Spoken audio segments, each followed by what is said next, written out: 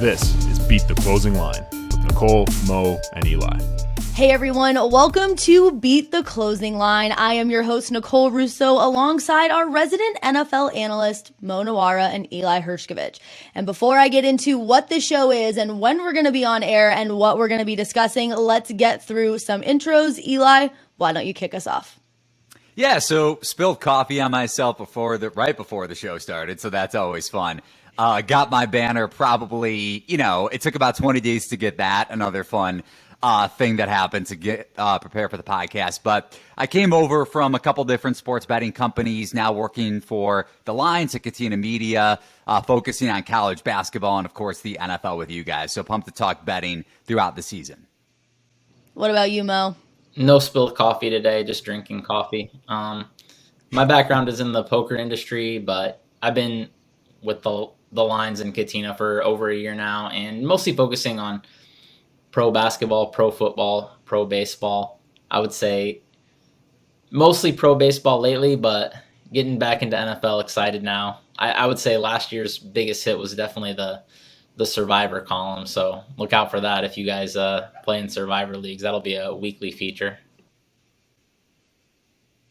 Over at thelines.com. And all right, it is my turn. I am Nicole, and I also got my start in poker with the World Series of Poker and made my transition into sports betting about 2.5 years ago, and I am thrilled to be on this show. Now, every Tuesday, we're going to be taking a look at opening NFL lines and discussing how we think those lines are going to move as we get closer and closer to game day. And then on Thursdays, you can catch Eli and I interviewing a special guest in the sports betting space when we do our interview series for Beat the Closing Lines.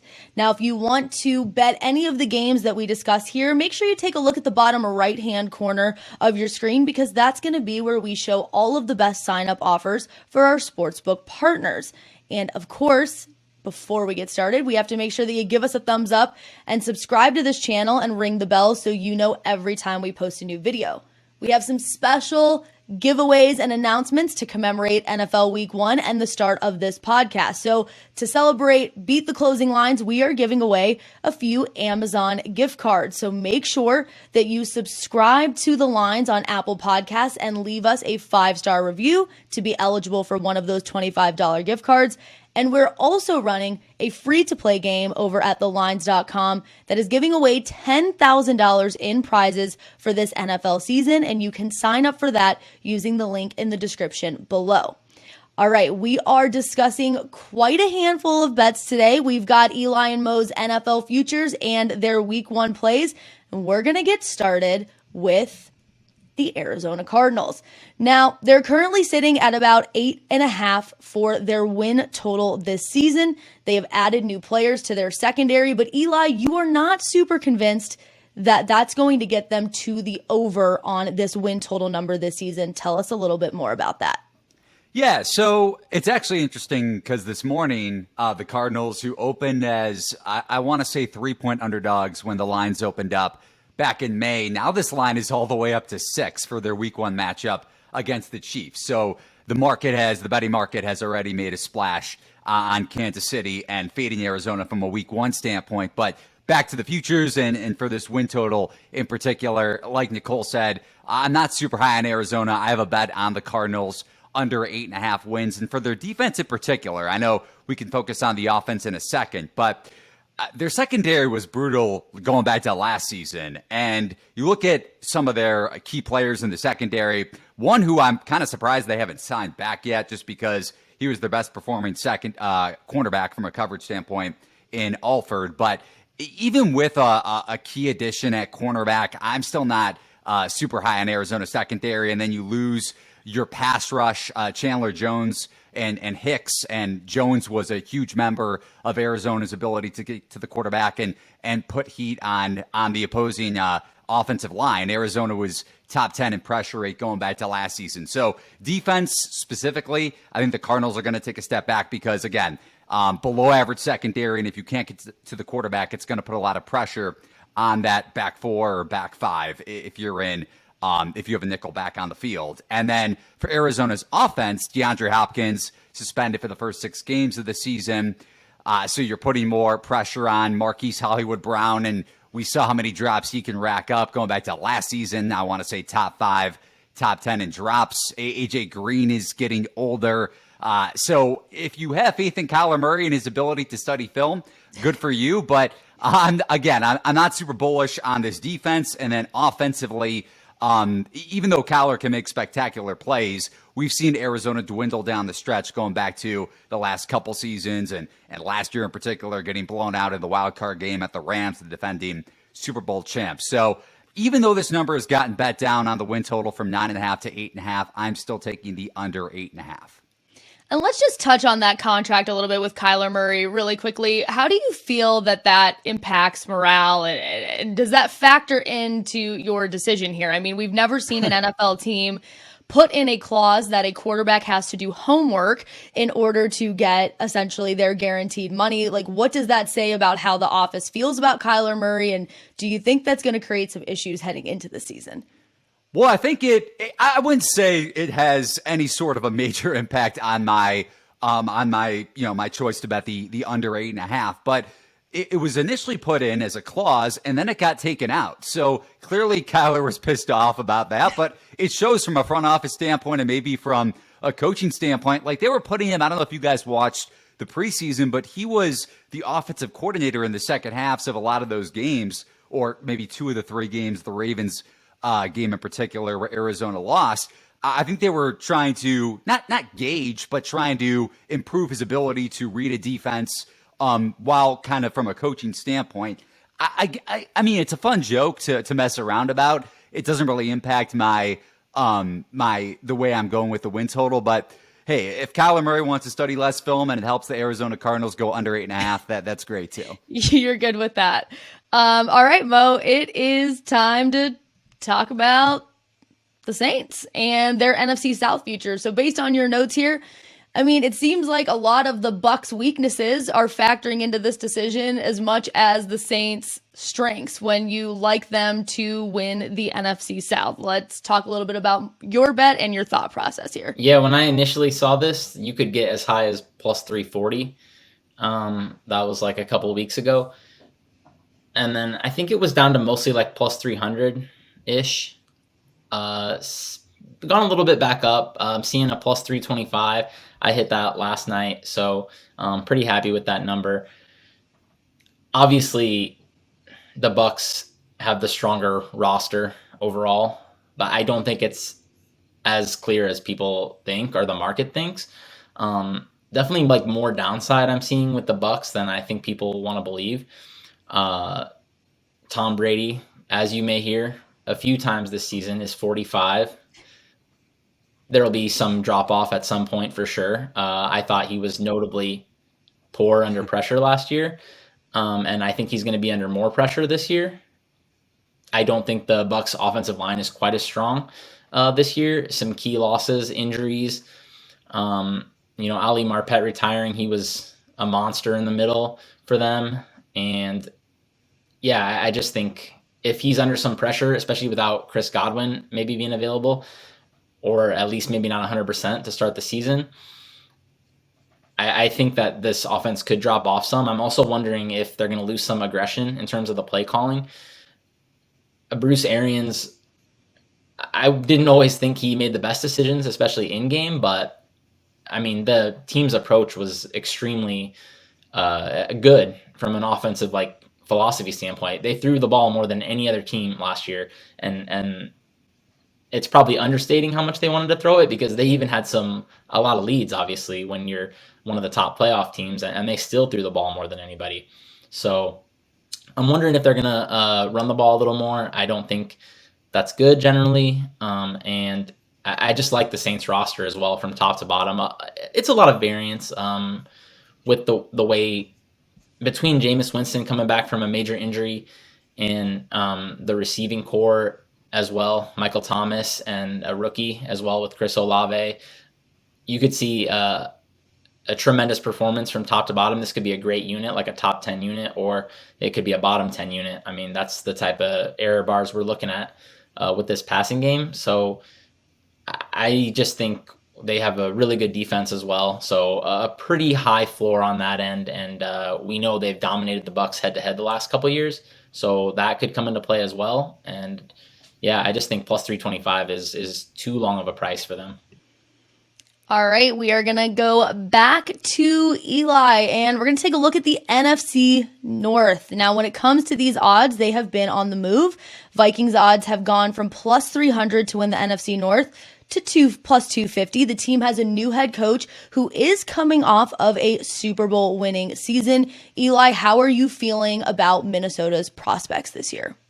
Yeah, and just looking at, if you go over to thelines.com, you could price shop not only on week 1 odds, but also on division odds for most Saints bet. I like that pick a lot too, even though from a variance standpoint, it'll be interesting to see how New Orleans adjusts from a play calling and from a prep standpoint, going from Sean Payton to Pete Carmichael, even though Carmichael has been there for almost 2 decades. But going from an assistant to Payton to an offensive coordinator, it's a bit of a difference. Again, even though he's had a bit of a tenure there in Louisiana. But over to the Vikings, plus 250 at DraftKings, so still available at that price. Plus 250 at BetMGM, plus 270 over at BetRivers, and then all the way down to plus 210 at PointsBet. I think you could find a bit of a better number there if you go over on PointsBet and you try to finagle it a little bit by clicking on Minnesota to finish first in the division rather than to win the NFC North, and you might find a plus 250 still up there. Just a heads up if anyone is not price shopping and is just on PointsBet, for instance. But so for me with the Vikings, it starts with coaching. You go from Mike Zimmer to Kevin O'Connell.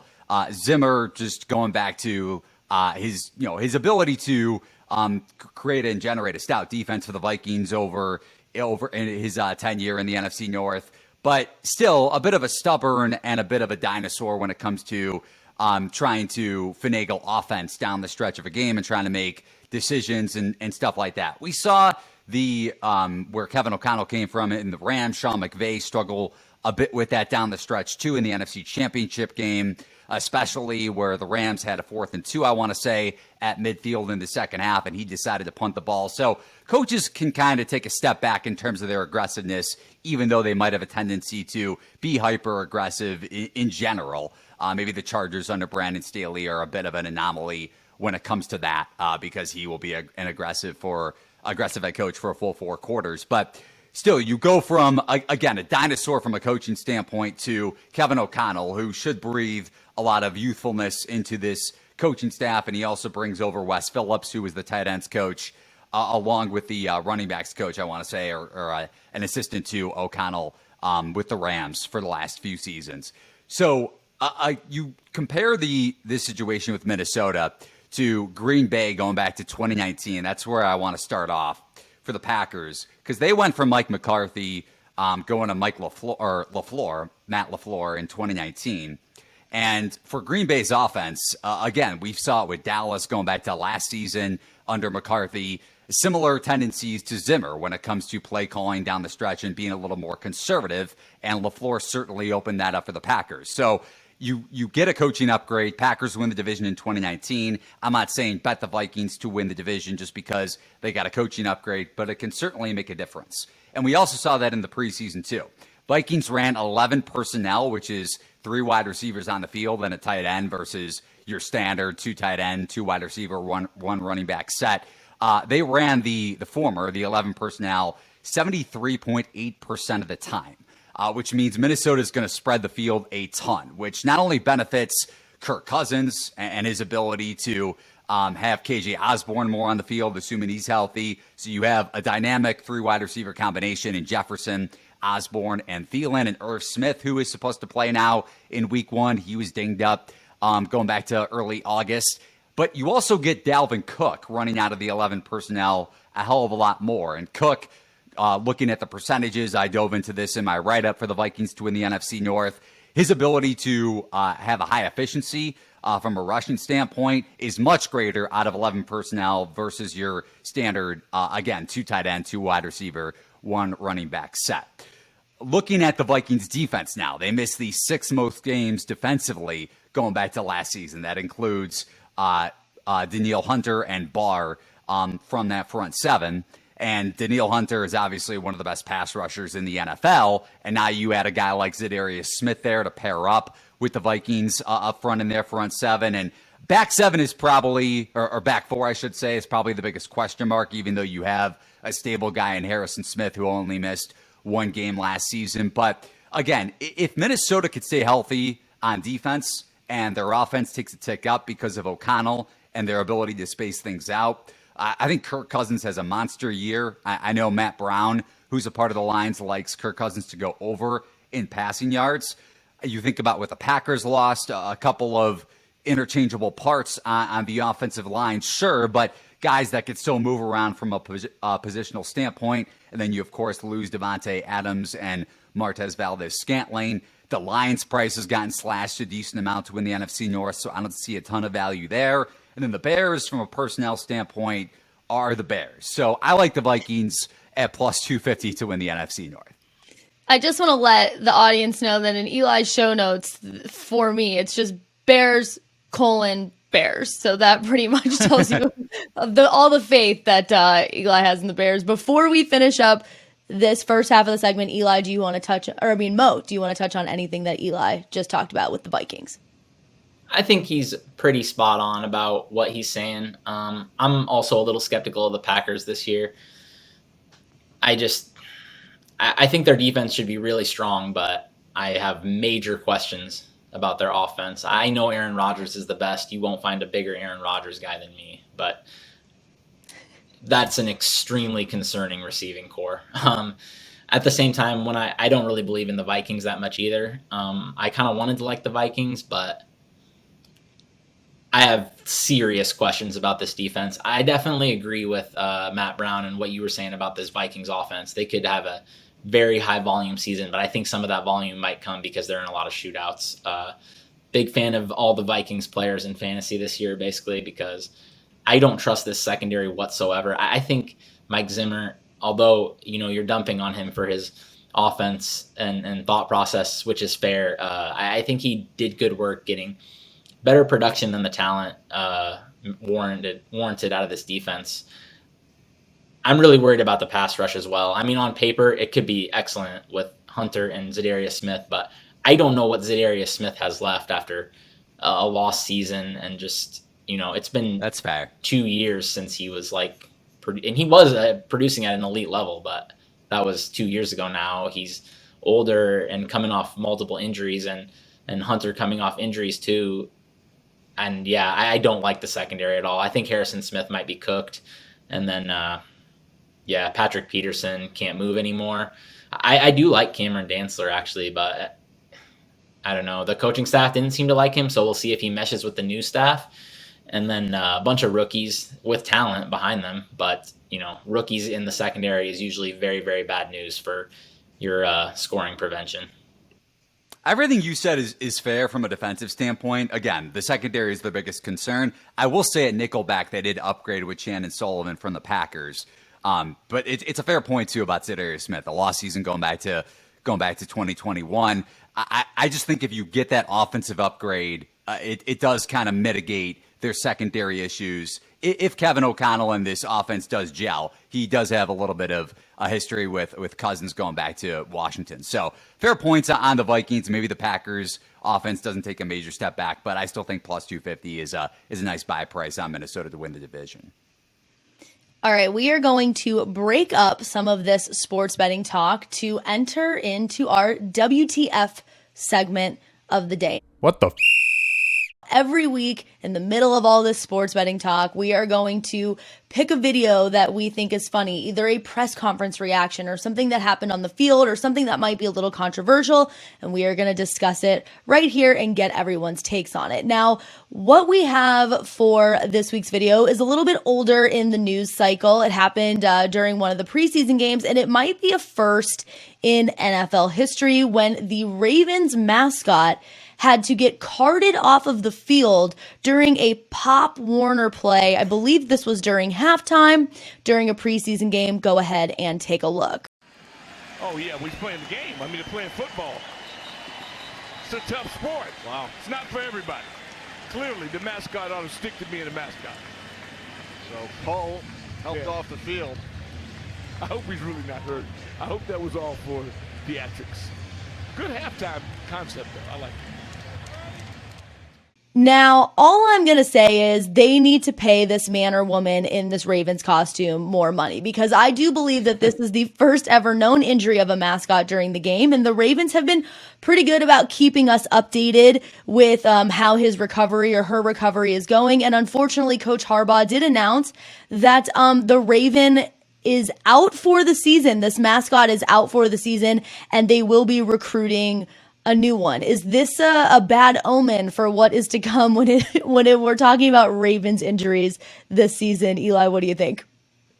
Well, I'm hoping it's more of a little bit of a, just going back to last season, maybe a carryover from last season, and then it just stops. Because it is September, and I think this injury did happen in late August. So I'm going to tease a little bit. We're going to talk about the Baltimore Ravens from a future standpoint in a second. But hopefully August is kind of the end point on these injuries. And, if we had to kind of gift this mascot to be the last guy to get hurt from a roster standpoint, if you want to include him on the Ravens roster, then I'll take it, because I need Baltimore to stay healthy this year. So just let the mascot take one for the team. Mo, do you have pretty much? Pretty much. I mean, you got to do what you got to do. Mo, any reactions to this video? What do you think about it? My reaction was the same as Eli's. I'm hoping for his sake that because I know he's invested in the Ravens this year. But yes, I'm interested in the Ravens too, theoretically, but then I just didn't find the prices I wanted. I like them a little more than the Bengals, but so does the market. So it's just like whatever to me. But I don't know. I guess in the sense of maybe it helps the Chiefs if everything goes disastrous for the Ravens. I'll be okay with it. So thank you, mascot, for injuring yourself during that Pop Warner game. All right, we'll take it right back into sports betting, and we have like Eli said, some Ravens bets that we have to get down. We're talking about the Ravens and their Super Bowl futures. They're currently sitting at plus 2,000 to win it all, and it looks like the team might be dealing with some minor injuries outside of the mascot position. Eli, what stands out to you? How do you think it's going to affect their chances this season? Okay, so again, hopefully August is included in last season's injury report, and now we have moved on to 2022 officially. But you mentioned injuries for Baltimore, especially last season, a ton of them on the defensive side of the ball, and we'll go from one side to the other. We'll start with the offense in a minute here, but just kind of naming the guys that were hurt and the amount of time, the amount of games that they missed. Marcus Peters, who you can make the case that he is a bit older, just comparing what Mo had to say about the Vikings defense and maybe some other guys kind of being at least not, I guess, disposable, maybe disposable at this point. I don't think you would throw Zadarius Smith into that conversation, but maybe a little bit above disposable, even though I have him rated a little higher than that. Either way, Marcus Peters, torn ACL going back to last season. J.K. Dobbins and Gus Edwards at the running back position, 17 games missed an entire regular season for all three of those players. Derek Wolfe, who's no longer on the team, edge rusher, defensive end, hip injury, out for the entire season. Ronnie Stanley had an ankle injury, missed most of last season, 16 games. He is expected to be able to suit up in week one. I believe he practiced on Tuesday, or Monday, that is, and we're recording this on Tuesday. Deshaun Elliott, another safety, missed 11 games. Jimmy Smith, cornerback, 9 games. And then the list goes on and on. Rashawn Bateman missed 5 games. Marlon Humphrey, a really good nickelback, now probably playing more on the outside. Nickelback going to maybe 3 years ago.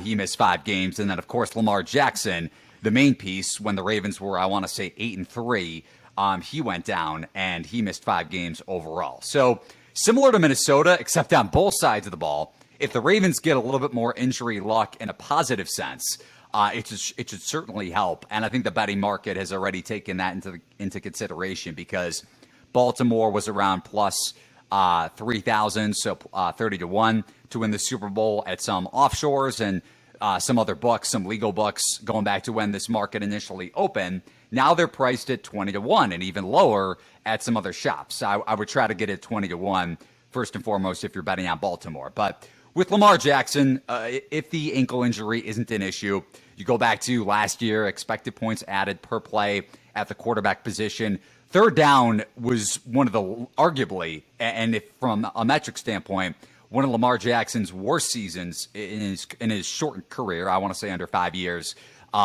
With his ability to generate efficient plays on third down. Now, injuries aside, you can make the case that Lamar has had issues on third down in the playoffs, which I'm sure Mo is going to get to in a second. But if this Baltimore offensive line, Stanley especially, and Rashad Bateman, because the Ravens, I would say that's their biggest depth issue, is at wide receiver. If they're able to stay healthy, I think that number from a regression standpoint goes back up, considering what Lamar Jackson has been able to do, I want to say in his MVP season and the year after that when the Ravens lost in the divisional round to the Bills on third down. He's a very efficient quarterback on third down, so I think that comes back into play.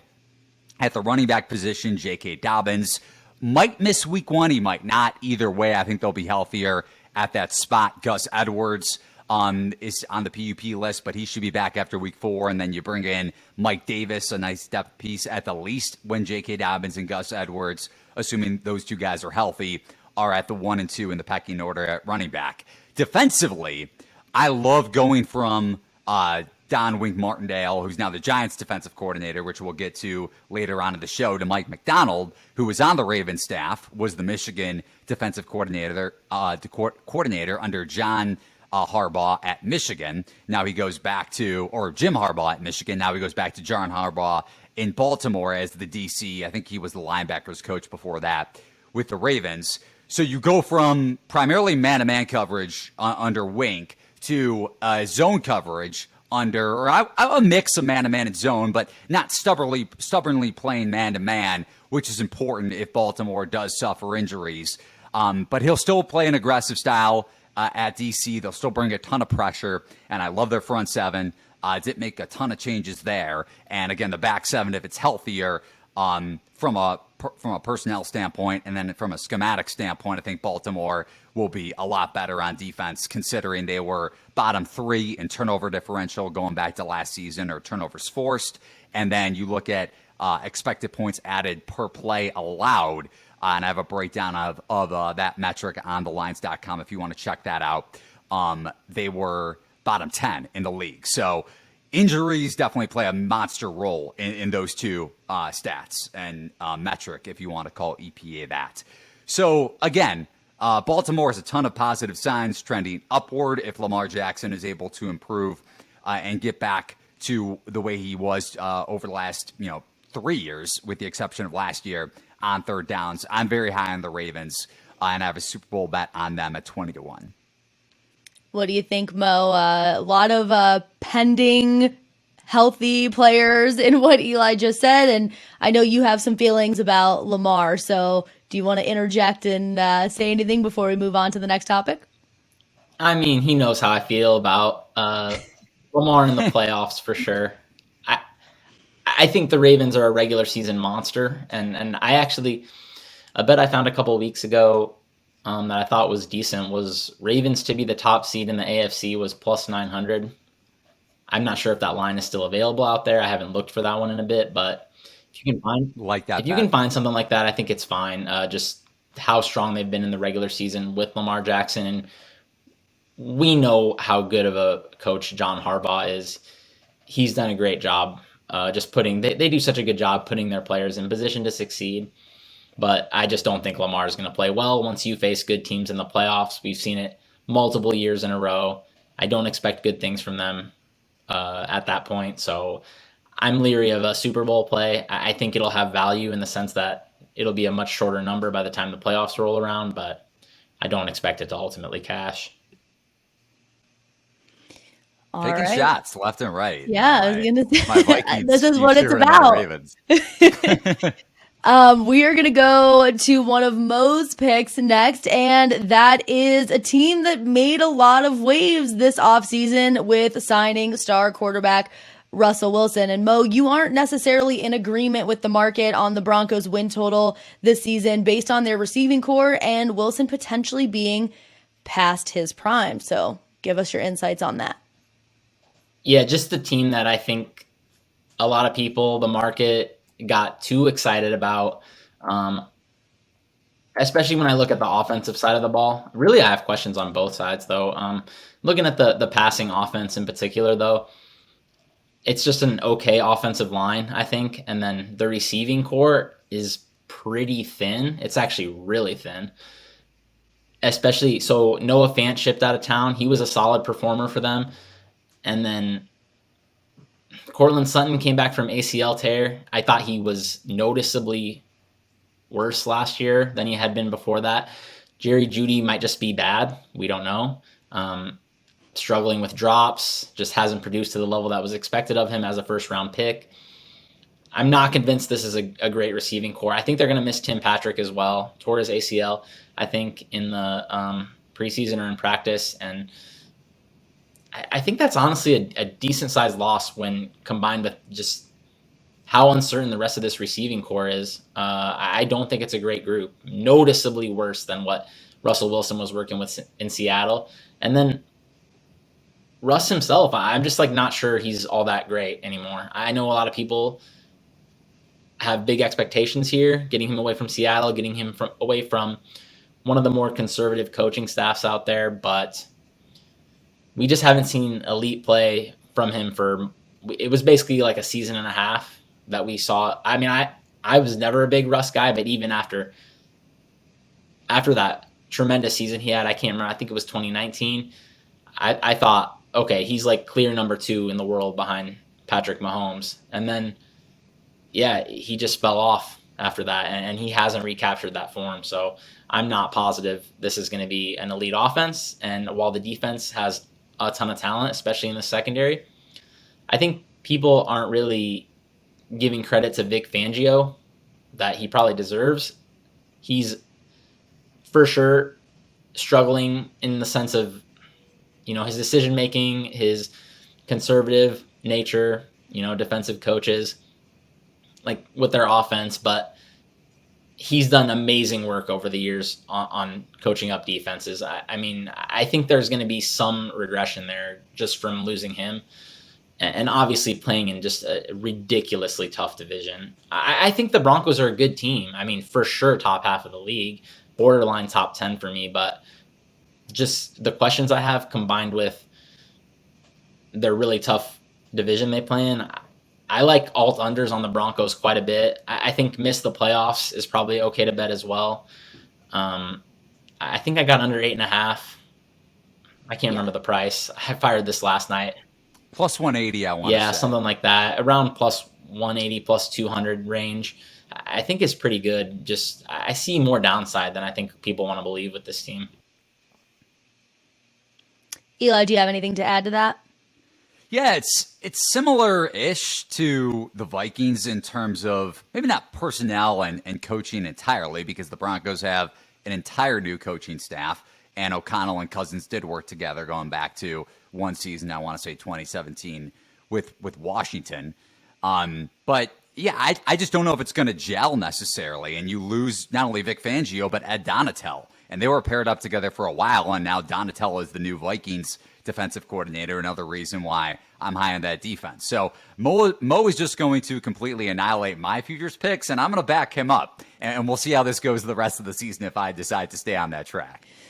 Being so supportive. Wow. I just can't believe it, but I'm very proud of you for taking this route. All right, Mo, we are going to finish it off with one of your Super Bowl futures, and I'm sure you're very excited because you get to talk about your Chiefs. So right now, the Bills are the favorite to win it all this season, but you're not so sure that will be the case. Why do you like the Chiefs here at plus 1,100? Really tremendous, best quarterback coaching combo in the league, I think, with Patrick Mahomes and Andy Reid. It's really crazy to me that combination in 2022, which is basically pretty much what football is, your head coach, offensive scheme, and your quarterback, it can be a plus 1,100. I'm not convinced the Bills are miles ahead of everyone else like the market seems to think. Plus 550, plus 600.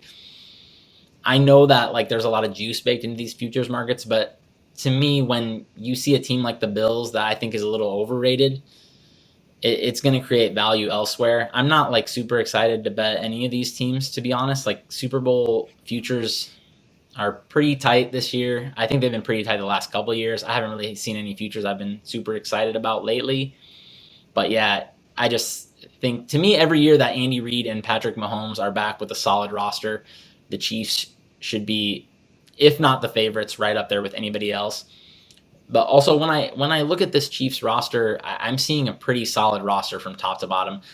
I like what they did with the replacement of Tyreek Hill. I know that he did some amazing work for them, but a lot of costly drops in high leverage as well.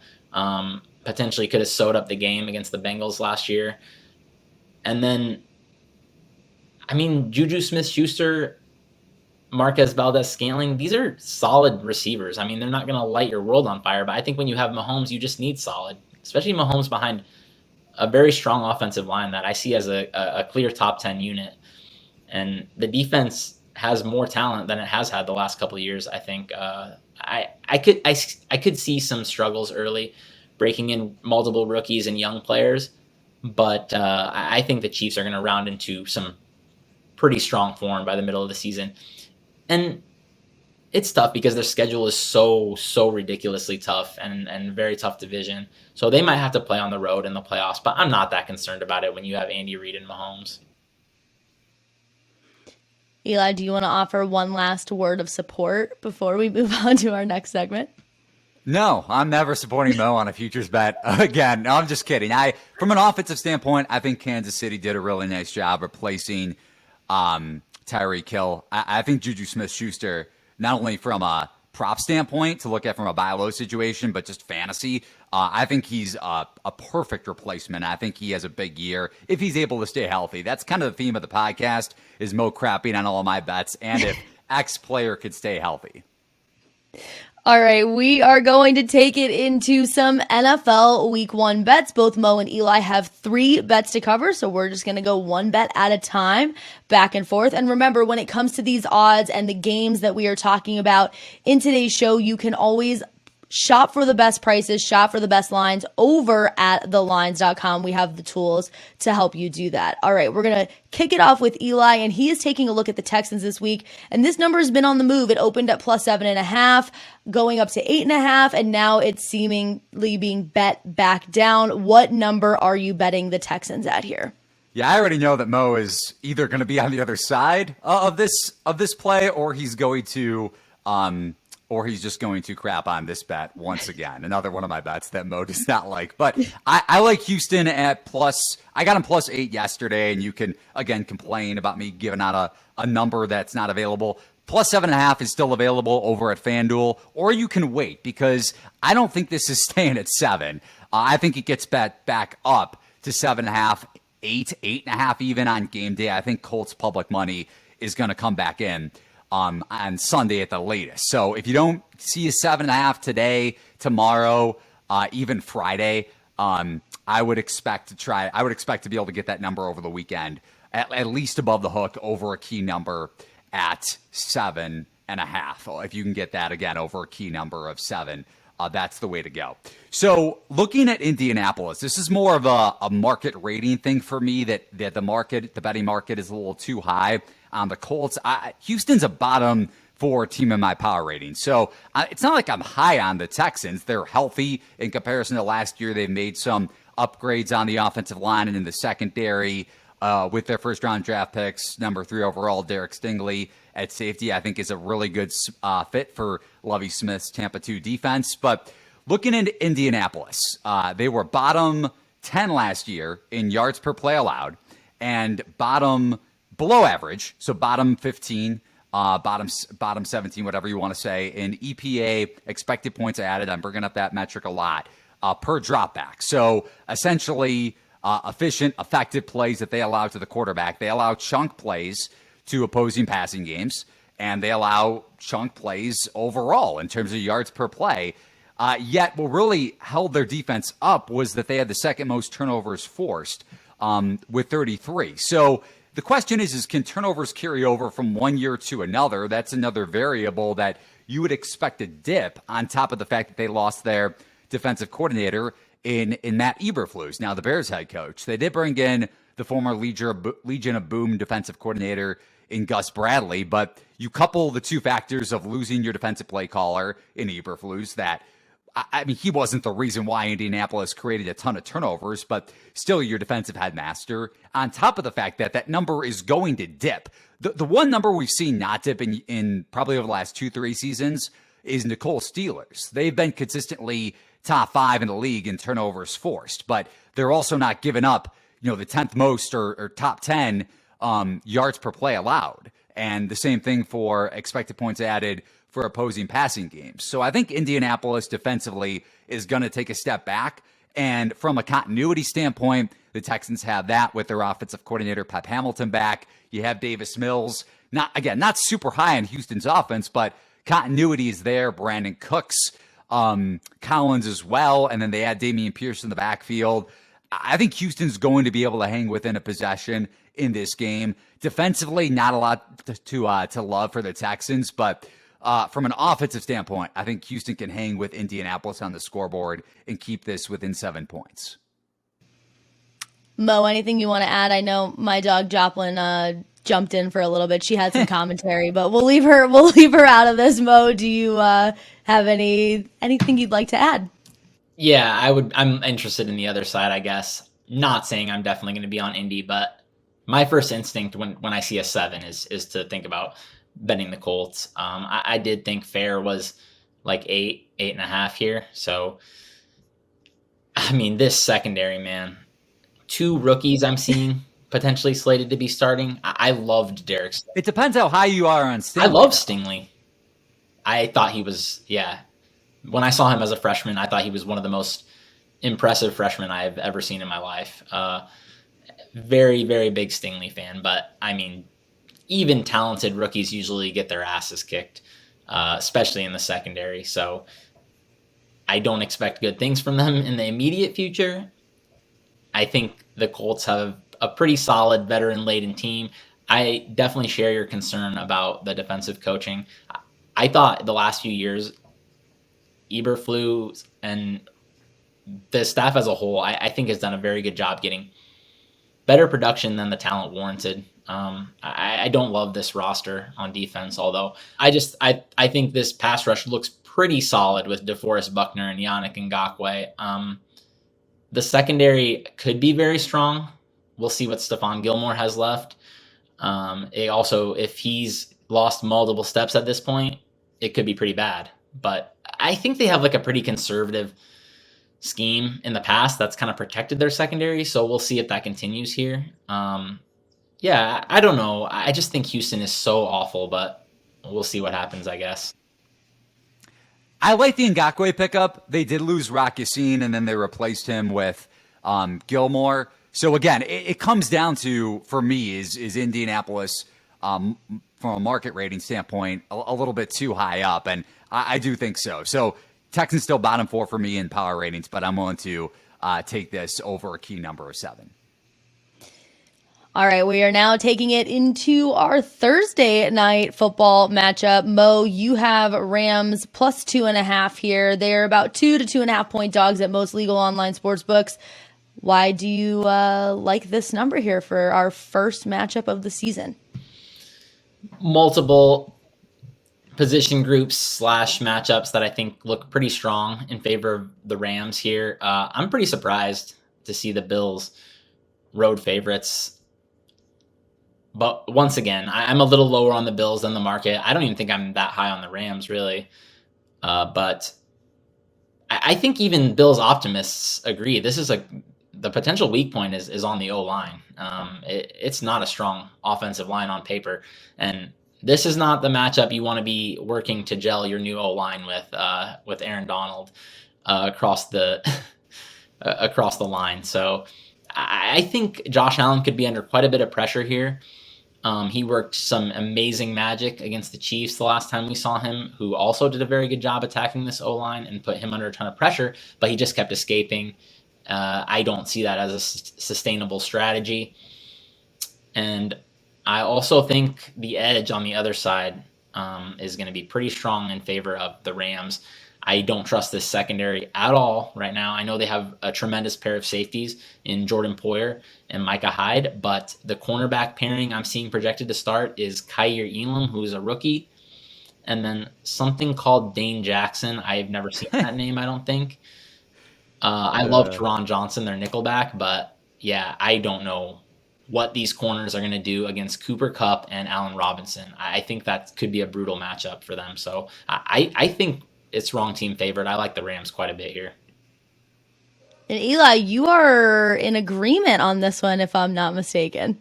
So I'm in agreement, and I was thinking about taking the Rams at 2.5. It's down to 2 at some shops now, but you could still find just below the key number at some sports books.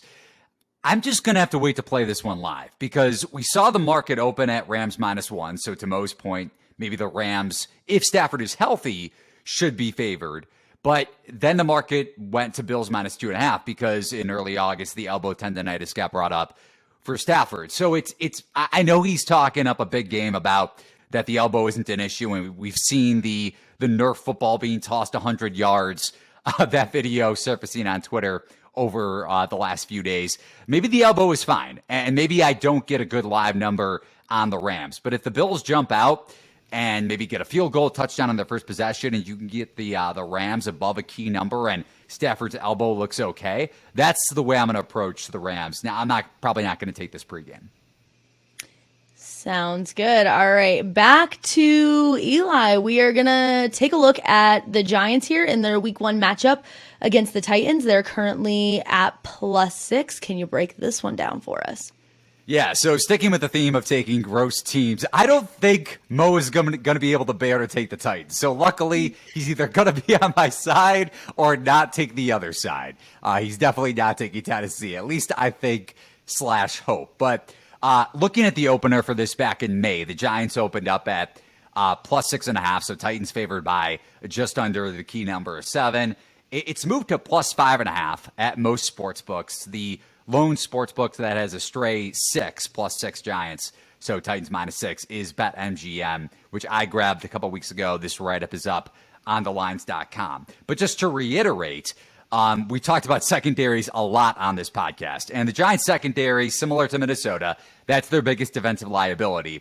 You don't have Bradbury anymore. He's in Philly, so your notable / your only prominent name, if you really want to call Adoree Jackson that, at this point of his career, he's the lone guy that you can kind of respect in that secondary. Otherwise, there are prevalent issues that will pop up throughout the season, especially because Don Wink Martindale, former Ravens DC, who I mentioned earlier in the show, he's now the Giants defensive coordinator, and he runs a lot of man-to-man coverage.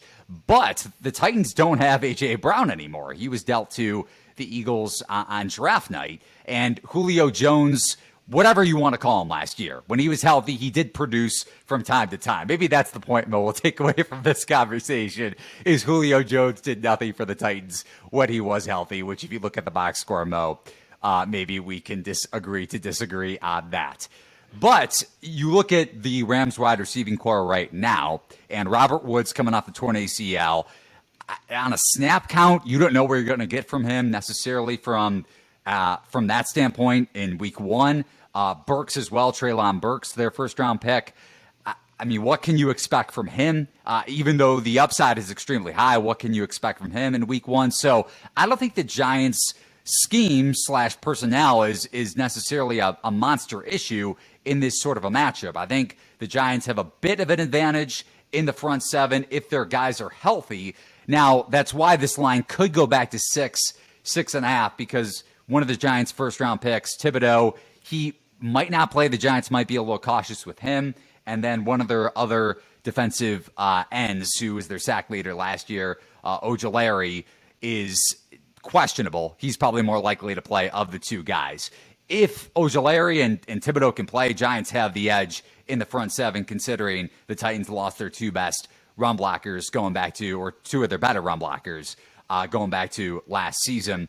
And then, again, going back to the theme of injuries, the Giants had the 3rd worst injury luck, and especially on the offensive side of the ball. Now, you can make the case that Saquon Barkley, Kadarius Toney, Their other receivers are very injury prone, and that's totally warranted. But the Giants do bring in Brian Daboll, the former Bills offensive coordinator. He's now the Giants head coach. They're going to run a lot of 11 personnel. If in at least week 1, the Giants skill position players can stay healthy, I think even as good as Tennessee's secondary can be with Farley now healthy, assuming he is one of the better cornerbacks in the league, even though he's a second-year guy, I think the Giants can space them out, similar to what Minnesota can do on the offensive side of the ball under O'Connell. If you can trust Daniel Jones and you could stomach a bet on Daniel Jones, I think the Giants can hang within 6 points and potentially win this one outright. There are a lot of win total over bets on New York. I'm not taking any futures with the Giants in terms of winning the division, but I do think this number is a little bit inflated in a season where the Titans are going to take a step back on both sides of the ball. And not to mention, the Titans are lost 3 of their starting linebackers going back to last season, including their sack leader, Harold Landry, who tore his ACL last week. So give me the Giants at +6 over at BetMGM. All right, it's time to take it into your guys' final 3 picks for NFL Week 1. And Mo, you are going to kick us off. The Bears are sitting at +7 in their Week 1 matchup. And you have said before that you feel like this line is stunning. So tell us why you used such a superlative there. I'm not that excited about the Bears at all. I think this roster is atrocious. But man, I just cannot believe a quarterback who has basically never thrown a meaningful NFL pass is laying 7 points on the road. This is bananas to me. I mean, the range of outcomes for Trey Lance definitely includes a pretty high chance, in my opinion, that he falls on his face. I think the team knows that too. Otherwise, why are they so intent on not only keeping Garoppolo around, but like restructuring his contract to make sure he's around this year and not like so that they can deal him or anything like that. I don't like the Bears team, but I just don't trust. It's very simple. I just don't trust Trey Lance to come out and just kick another NFL team's ass on the road. I mean, that's what you're saying when the line is 7, basically, that you're just going to come out and dominate. I think it's definitely big that Roquan Smith and Robert Quinn are sticking around for the time being. So they at least have the Bears at least have some weapons up front. The weakness I see in the Bears is definitely in the secondary. Multiple rookies once again and young players. But I just don't know if Trey Lance can take advantage of that. I know that Kyle Shanahan is one of the best offensive game planners, but I don't see the 49ers attacking them very effectively in the secondary the way, say, a team like the Vikings maybe could with their, strong receivers and having a decent quarterback. Eli, do you have any thoughts on this one? All I'm going to say is, going back to my point about the NFC North with the Vikings, is the Bears are the Bears. I'm not going to hate on the pick because it is at the key number 7. Maybe this gets to 7.5 or 8 on game day. I don't know about your take there, Mo, if you'd rather wait till later in the week or possibly on Sunday when a line like the Colts-Texans with 2 of the worst teams in the NFL with Houston and Chicago could get steamed up with their opponent. But I can't stomach a bet on the Bears. Even though I could stomach a bet on the Texans and the Giants, I can't stomach a bet on the Bears. Wow, the Bears are too low for you. Not the Texans, but the Bears. All right.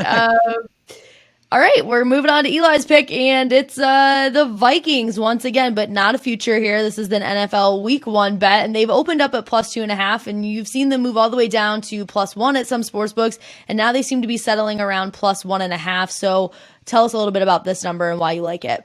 Yeah, so I got close to a flat +1.5. I got -105. You're paying a little bit less juice there, but this line could go a little bit lower even. We're seeing -110s pretty much. You might be able to find that -105 too if you go shop around at the lines.com for the Vikings at +1.5.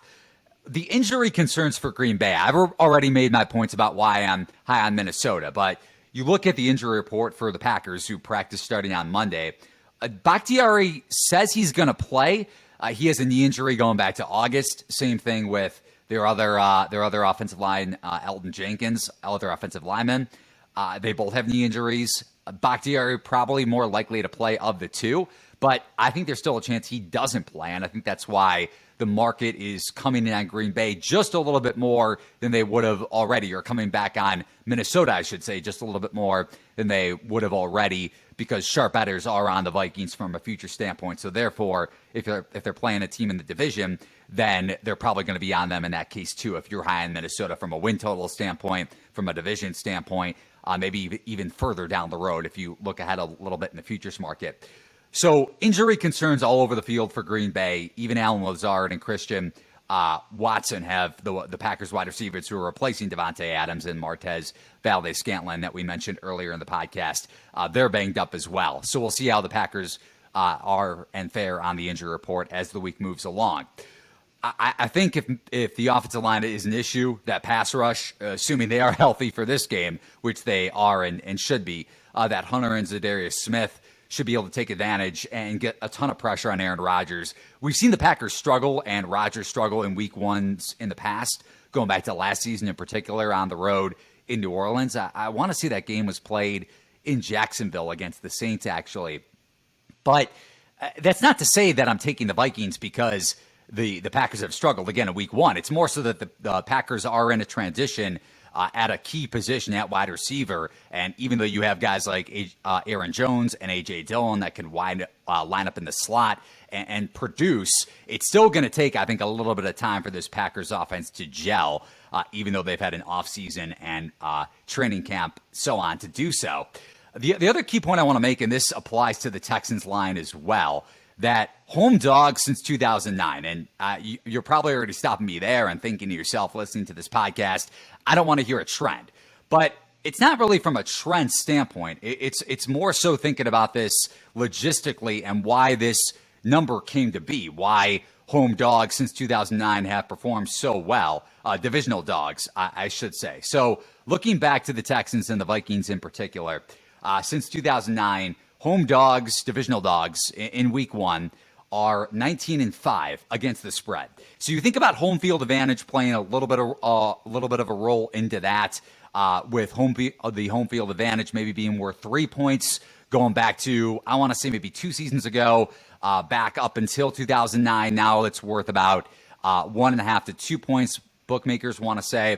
So factor that in along with the standpoint of that it's a trend and you shouldn't listen to it. So maybe the market is evaluating things a little bit differently now in terms of divisional home underdogs. But it's coming from the standpoint that divisional road teams might be a little bit rated too highly in the market. And I think Indianapolis is a little bit from that standpoint, along with the Packers, because of how they're both undergoing transitions on their respective side of the ball, and also the turnover regression potentially incoming for Indianapolis. So all those factors combining for me for these two divisional home dogs, and I'm taking the Vikings at plus 1.5. If you want to tease it up and you want to be a little less risky with that, that's fine too. If you want to take the money line instead of taking the 1.5 there, that's okay. I'm looking at this from a market standpoint and where I see value in the line versus where I make the line.